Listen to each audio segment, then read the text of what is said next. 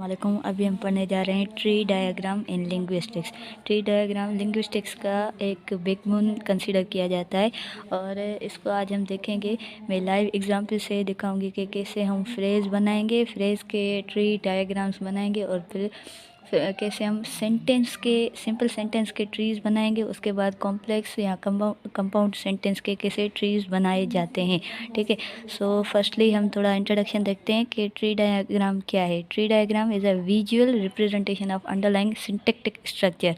अब syntactic structure means कोई भी सेंटेंस को विजुअली कैसे रिप्रेजेंट किया जा सकता है। ठीक है, विजुअली आपको मैं दिखाऊंगी।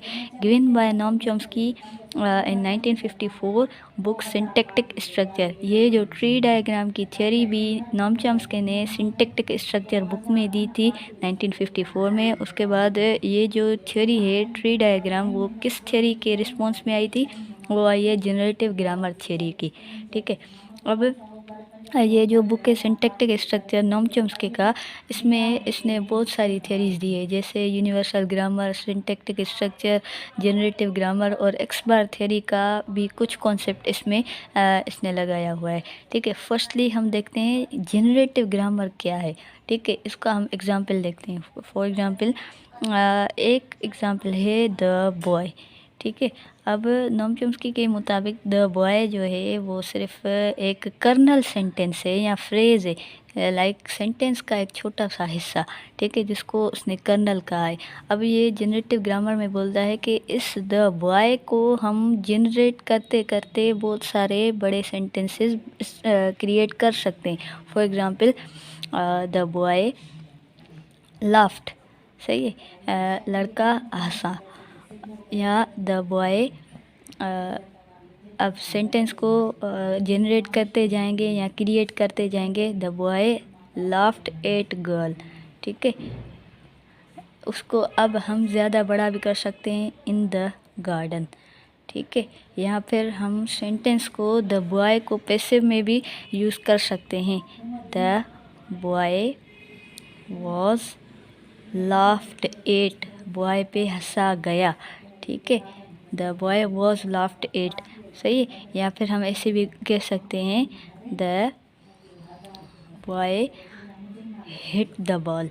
ठीक है, द बॉल। ऐसे आप एक कर्नल फ्रेज से कितने सारे सेंटेंसेस बना सकते हैं, और वो सेंटेंसेस सिंपल भी हो सकते हैं, कंपाउंड भी हो सकते हैं, कॉम्प्लेक्स भी हो सकते हैं। में से ये एक कर्नल जो सेंटेंस है वो दूसरे फ्रेजेस से जुड़कर सेंटेंस बनाया जा सकता है। ठीक है, ये थ्योरी दी है जनरेटिव ग्रामर की नॉम चॉम्स्की ने अपने बुक सिंटैक्टिक स्ट्रक्चर में।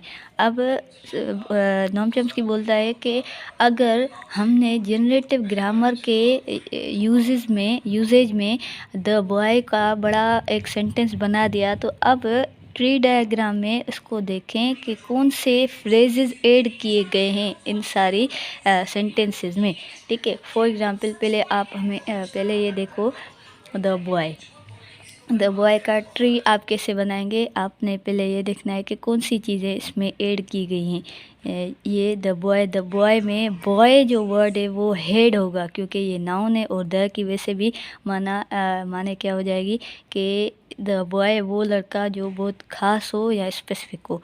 ठीक है, तो NP हम पहले फ्रेज़ को एक हेड देंगे, NP बोलेंगे। NP means noun phrase. ये सारे फ्रेज़ का जो हेड होगा वो नाउन होगा, इसलिए हम इसको बोलेंगे नाउन फ्रेज़।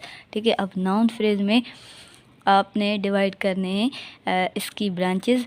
द को हम बोलते हैं कि आर्टिकल है, और बॉय जो है वो नाउन है। ठीक है, तो द आपने लिखा द, और नाउन में आपने लिखा बॉय। ये हो गया फ्रेज़ का ट्री। ठीक है, अब अगर हम ये देखें द बॉय लाफ्ड, अब ये एक कंप्लीट सेंटेंस है, क्योंकि इसमें सब्जेक्ट भी है और वर्ब भी है। तो सेंटेंस को हम एस लिखेंगे और फिर इसकी ब्रांचेस बनाएंगे कि ये है नाउन फ्रेज़ और ये है वर्ब फ्रेज़ क्यों? क्योंकि इसमें फ्रेज़ लिखा हुआ है। ठीक है, एनपी में मीन्स नाउन फ्रेज़ में कौन सी दो चीज़ें आ जाएंगी? एक है द मीन्स आर्टिकल, और दूसरी है नाउन बॉय, ठीक है। अब VP means verb phrase. Verb phrase में यहाँ पे अगर हम देखें लाफ्ट तो खाली वर्ब है, तो हम इसको एक ही ब्रांच लिखेंगे वी मीन्स वर्ब, ठीक है। अब आप इसको हायरार्किकली लिख सकते हैं एक ही स्ट्रक्चर में। आर्टिकल की जगह पे हम लिखेंगे द, नाउन की जगह पे हमने लिखा बॉय, और वर्ब की जगह पे हमने लिखा लाफ्ट, ठीक है। ये हो गया हमारा सेंटेंस। अब पहले आपने फ्रेज़ देखने, फिर मैं आपको बताऊंगी नाउन फ्रेज़ में कौन सी चीज़ें आ जाएंगी, वर्ब में कौन सी चीज़ें आ जाएंगी, ठीक है। अब अगर हमारे पास एक फ्रेज़ है सेंट एन ईमेल।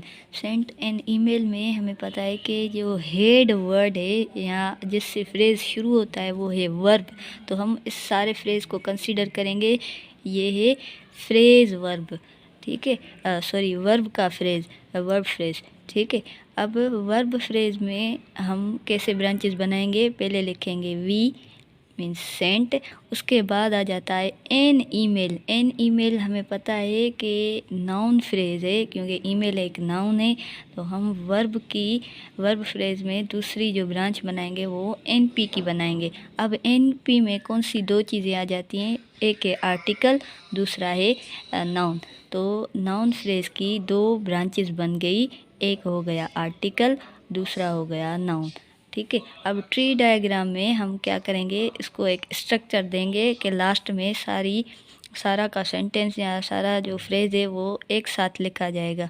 वी में आ गया सेंट, आर्टिकल में आ गया एन, और नाउन में आ गया ईमेल, ठीक है। तो ये हो गया हमारा वर्ब फ्रेज़। अब अगर आपको फ्रेजेस के स्ट्रक्चर्स बनाने आते हैं तभी आप स्ट्रक्चर सेंटेंस को दे सकते हैं, ठीक है। अब अगर हम दूसरा सेंटेंस देखते हैं कि फॉर अ पेन, ठीक है। ये हमें पता है कि फॉर अ पेन ये प्रीपोजिशन से फ्रेज़ शुरू हुआ है, तो इस सारे फ्रेज़ को हम बोलेंगे कि ये है प्रीपोजिशनल फ्रेज़, पीपी, सही है। अब सेम वीपी की तरह पीपी को भी हम पहले पी देंगे, एक ब्रांच पी की मीन्स प्रीपोजिशन, उसके बाद अ पेन में आ गया नाउन फ्रेज़, सही है, नाउन फ्रेज़। अब नाउन फ्रेज़ में दो चीज़ें हैं, एक है आर्टिकल ART और दूसरा है पेन, नाउन, सही है। अब इसको स्ट्रक्चर दो, प्रीपोजिशन के जगह पे आ गया फॉर, आर्टिकल की जगह पे आ गया पेन की नाउन की जगह पे आ गया पेन, ठीक है। ये पहले आपने फ्रेजेस देखने हैं, फ्रेजेस के बाद मैं आपको समझाऊंगी कि सेंटेंस कैसे यूज़ होगा।